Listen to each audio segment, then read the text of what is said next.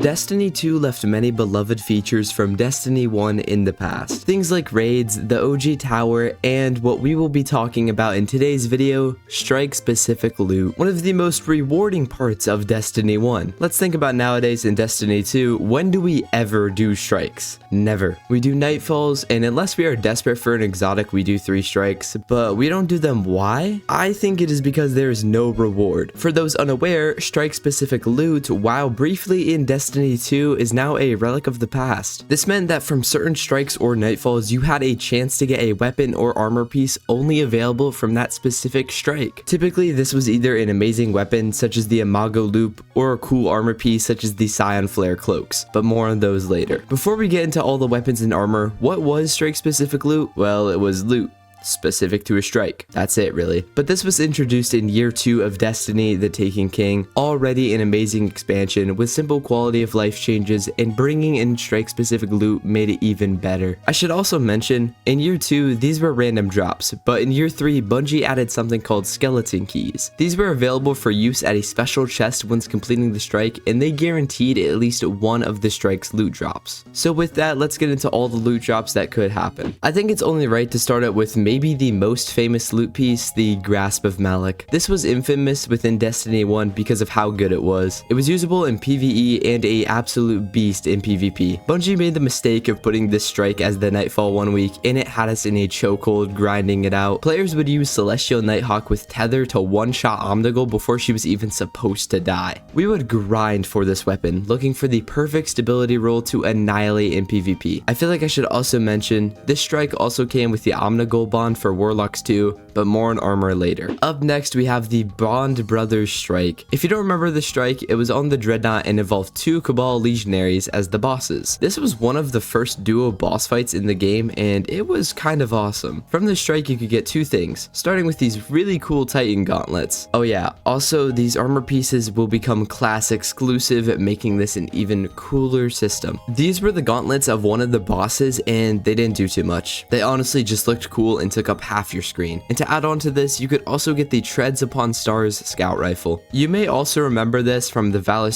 strike, but it was in both. The scout rifle was alright, it just wasn't used much due to there being better options, especially once year 3 rolled around. Keeping the weapons going here, we have the Devil's Dawn sniper from the Sepiks perfected strike. We all remember Sepiks Prime. Well, in year 3, he gave us the chance at the Devil's Dawn sniper, a high impact sniper that found its way into almost every player's loadouts. PvE, PvP, it was there. This sniper was so good, it became a sleeper hit for the Wrath of the Machine raid. Something not so good though was the Warlock bond from the strike. It was a bond for sure, but in my opinion, I didn't like it, so why care? There are also 2 other strikes that could drop the amazing Devil's Dawn sniper, being the Abomination Heist and the Wretched Eye. The Abomination Heist was literally just Fogoth reprised, but it dropped Devil's Dawn and these weird hunter gauntlets. The Wretched Eye was a strike where a Siva captain used a Hive Ogre's eye as a cannon while the ogre chased you. I'm not sure if you guys even remember this one, it was pretty forgettable. I'm trying my best to describe these, but anyway, from the Wretched Eye you could get this Siva looking Titan mark, which was way lamer than a Titan mark coming up. And for hunters you could get the Hood of Malak headpiece, but the main thing that everyone was always looking out for here was the Devil's Dawn sniper. The Hood of Malak headpiece could also be obtained from the Blighted Chalice strike where Malak was the boss. Also, I'm not sure how to describe this strike, so I just hope you guys remember this one. Also, I want to remind you, if my memory serves me correctly, and I'm 99% sure it does, the armor from these strikes did absolutely nothing except upping your drip game. If I'm wrong, I'm sorry. And by nothing, I don't mean they literally did nothing, I just mean they didn't give you special perks. They acted as normal armor you just can't get anywhere else. The main reason these were good though is because it was farmable. Instead of just hoping you get a good armor piece, you could farm this for the role that you needed. Up next is the Fallen S.A.B.E.R strike.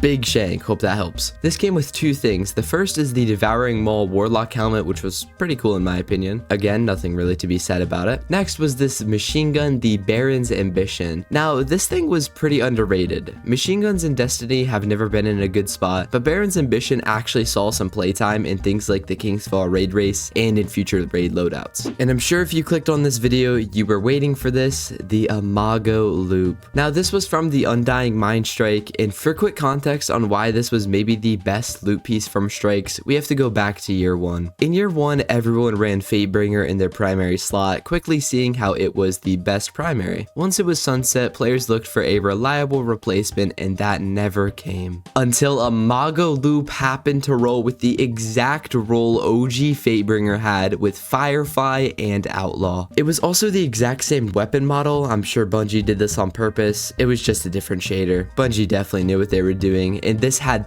thousands of players grinding for Imago loop whenever it was possible. Oh yeah, and there was this Titan mark here, but nobody cares. Okay, I'm kidding. This was the cool mark I was talking about earlier. Please delete your comments now. Thank you. It's also important to notice that there is a PlayStation exclusive strike called the Echo Chamber that could drop the Imago loop as well, but PlayStation exclusive. So now let's go over my favorite strike specific loot pieces in the Dust Palace strike. The Dust Palace strike involved killing 3 Scion bosses who were Arc, Void, and Solar. The coolest part of this strike is you could get a Hunter cape, and the color of it depended on what Scion you killed last. Solar for yellow, Void for purple, and Arc for blue. This was easily my favorite and maybe the coolest armor pieces from strike loot, but let me know your thoughts in the comments below. Apart from this strike also dropped the Treads Upon Stars scout rifle, but again, the Hunter cloaks were just so cool. The Shadow Thief is our next strike, and of course, this was just Taniks. But a few very cool things came from this, including another awesome Hunter cloak, which was directly based off of Taniks' cloak. Along with this was the Does Not Bow auto rifle, which for Destiny 1 was pretty good. Auto rifles were not seen much, but when this one came out, it actually found its way into many players' hands for a bit. And of course, this strike also gave out the Baron's Ambition machine gun, which we already covered. For our third banger strike in a row, we have the Sunless Cell, which recently came back to Destiny 2. This had maybe the most infamous helmet ever in the form of the Titan a la Cool helmet. Of course, some called it a plane, but it was awesome. And then it also had a very underrated fusion rifle, the Dark Blade Spite. This was a high impact fusion and was seen a little bit in PvP, but for the damage it put out, players often neglected it. Of course, fusions were never too good in Destiny 1, but it was pretty good despite this, and this strike gave. And lastly, we have the Stolen Will shotgun from the Archon pre-strike. Now this was one of the coolest ones. For a time in year 2, you could only get the shotgun from the taken version of the strike while the normal rotator was still in rotation. When year 3 came around, Bungie made it so that either version of the strike could give you the shotgun, but Stolen Will actually wasn't even that good. It had very little range and fired fast, so it was hard to use in PvP and hardly saw any playtime. The main thing it had going for it was just the Taken shader it had. This shotgun was necessary for getting your Taken drip, and it did look awesome. And that's it, guys. I think this is all of the strike specific loot from Destiny 1. This video took a lot, so please like and subscribe for more, and thank you to all of our members you are seeing here on screen. If you'd like early access to videos, members only features, and cool badges, you can become a member below for just $1. It supports me a lot, but it means a lot you guys just watching the videos anyway. Also, I would have gone more into depth about these weapons and their roles, but I feel like that would kind of be redundant given how everything was random roles. So let me know if there's anything I missed in the comments, because I